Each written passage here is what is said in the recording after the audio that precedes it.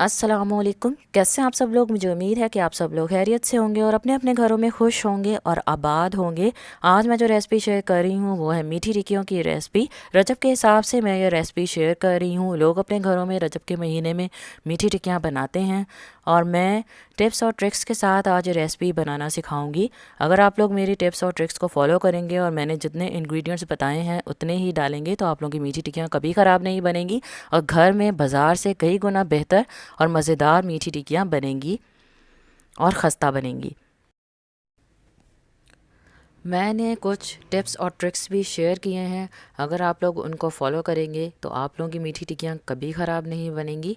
और मैंने cook with Lubna की रेसिपी ट्राई की थी, तो आप लोग फुल वीडियो देखिएगा कि मेरे साथ क्या हुआ। तो पहले जो चीज़ें चाहिए वो नोट कर लें। 2 कप मैं मैदा डाल रही हूँ। मेरा 1 कप जो है वो 240 मिलीग्राम का कप है।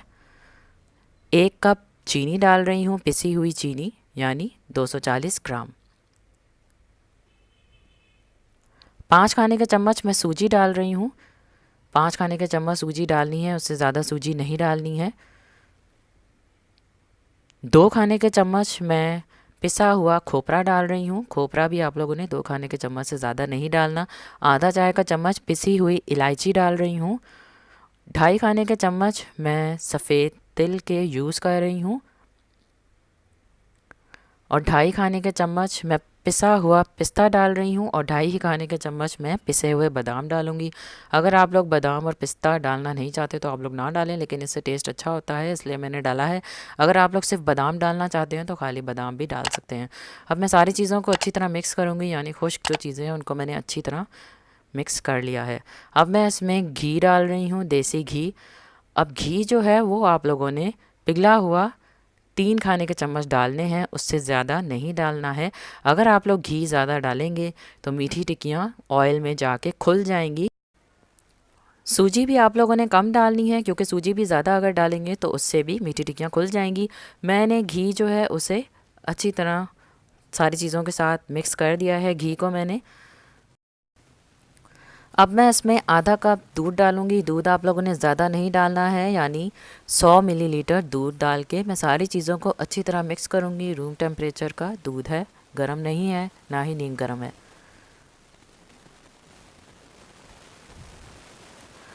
दूध के साथ सारी चीज़ों को मैं अच्छी तरह मिक्स करूंगी। सारी चीज़ें अच्छी तरह मिक्स हो गई हैं। अब मैं इसे बिल्कुल हल्का सा गूंदूंगी, ज़्यादा नहीं गूंदना है, हल्का सा गूंदना है, यानी तकरीबन 1 मिनट तक। गूंदने के बाद मैं इसके ऊपर थोड़ा सा कुकिंग ऑयल लगा दूंगी और इसे कवर करके 30 मिनट के लिए रख दूंगी। 30 मिनट हो गए हैं और अब मैं आटे को 2 हिस्सों में डिवाइड कर दूंगी और मैंने सरफेस के ऊपर भी कुकिंग ऑयल लगा दिया है और मेरे हाथों के ऊपर भी कुकिंग ऑयल लग गया है, मैंने लगा दिया है।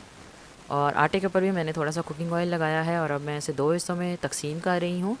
और एक हिस्से का मैंने पेड़ा बना लिया था और अब मैं इसे बेलूँगी। ज़्यादा मोटा नहीं बेलना है। बेलन के ऊपर भी मैं थोड़ा सा कुकिंग ऑयल लगा रही हूँ। मैंने सरफेस के ऊपर भी दोबारा से कुकिंग ऑयल लगाया था और मैं इसलिए लगा रही हूँ ताकि ये सरफेस के साथ चिपके ना।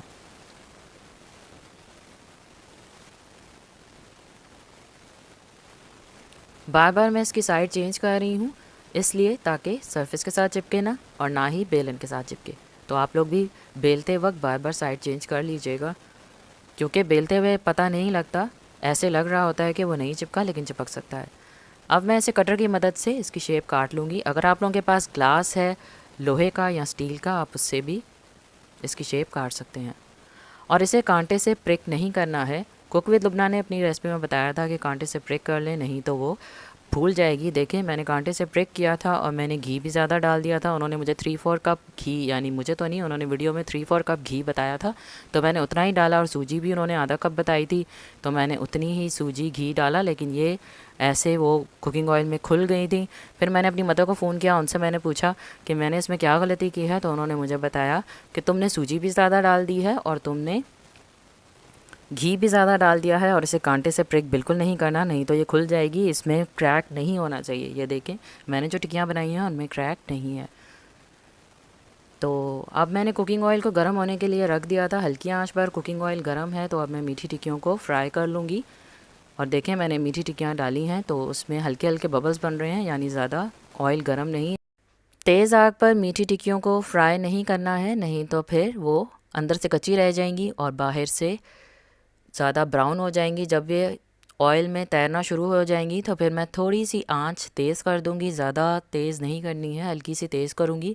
और फिर ये थोड़ी थोड़ी जब ब्राउन होंगी तभी मैं इसकी साइड चेंज करूंगी।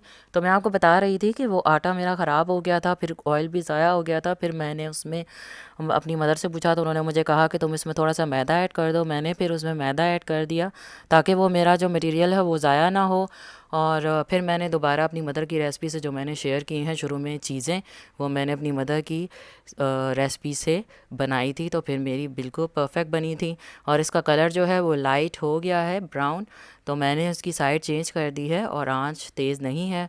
और अब ये फ्राई हो गई हैं, इसमें हल्के हल्के क्रैक हैं वो, क्योंकि ये बहुत सॉफ्ट होती हैं, इन्हें एहतियात से निकालना चाहिए। और एहतियात से निकाल के मैं इन्हें प्लेट में रख दूँगी। तो फिर मैंने दोबारा से वो मटेरियल बनाया और जो मेरी मदर की रेसिपी थी, क्योंकि कुक विद लुबना ने बादाम और पिस्ते वगैरह नहीं डाले हुए थे, तो मैंने उसमें ऐड किए, अपनी मदर की रेसिपी से बनाए।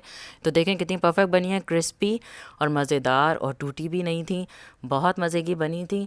और मैंने इन्हें प्लेट में रख दिया था। आप लोगों के पास अगर रैक है तो आप लोग उस पर भी रख सकते हैं।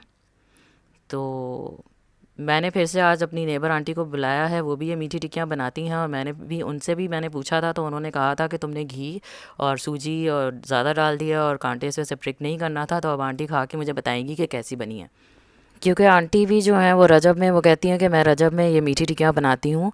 तो अब देखते हैं कि आंटी को मेरी ये रेसिपी कैसी लगी है, उन्हें अच्छी लगी है। बहुत अच्छियां बनियां ने, सही लग रही है, बहुत अच्छी बनी, मज़ेदार बनी हुई था। तो आंटी तो कह रही हैं कि उनको मेरी रेसिपी बहुत अच्छी लगी है, उनको मीठी टिक्कियाँ बहुत अच्छी लगी हैं। फिर मैंने आंटी से पूछा कि आंटी आपने पुरानी रेसिपी ट्राई की थी जो वो मेरी पिछली वीडियो में आई थी, जो मैंने डिनर बनाया था, तो वो कह रही थी हाँ मैंने ट्राई की थी और उनको भी ठीक लगी थी, उनके घर बेटे को और उनके घर वालों को भी बस ठीक ही लगी थी, इतनी अच्छी नहीं लगी थी।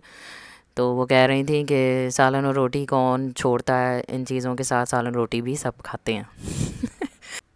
मुझे कुकिंग करने का बहुत ज़्यादा शौक़ है और मैंने अपनी मदर से कुकिंग करना सीखी है, और मुझे बेकिंग का क्रेज़ बहुत ज़्यादा है। बचपन से मैंने सब पहले बेकिंग करना ही सीखी थी। तो मेरे चैनल पे बहुत सी ऐसी रेसिपीज़ हैं जो यूट्यूब पर बहुत कम हैं, और बल्कि हैं ही नहीं, कुछ रेसिपीज़ तो ऐसी हैं जो यूट्यूब पर हैं ही नहीं।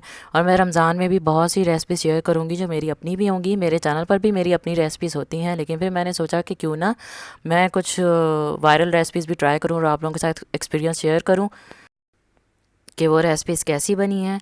तो मेरी अपनी रेसिपीज़ भी मेरे चैनल पर होंगी और मैं कुछ वायरल रेसिपीज़ भी ट्राई करूँगी। तो आप लोग मेरे चैनल को अगर सब्सक्राइब नहीं किया तो सब्सक्राइब कर लीजिए, मेरी वीडियो को लाइक कर लीजिए और मेरी वीडियो को शेयर कीजिए। अपना ख्याल रखिएगा। अल्लाह हाफ़िज़।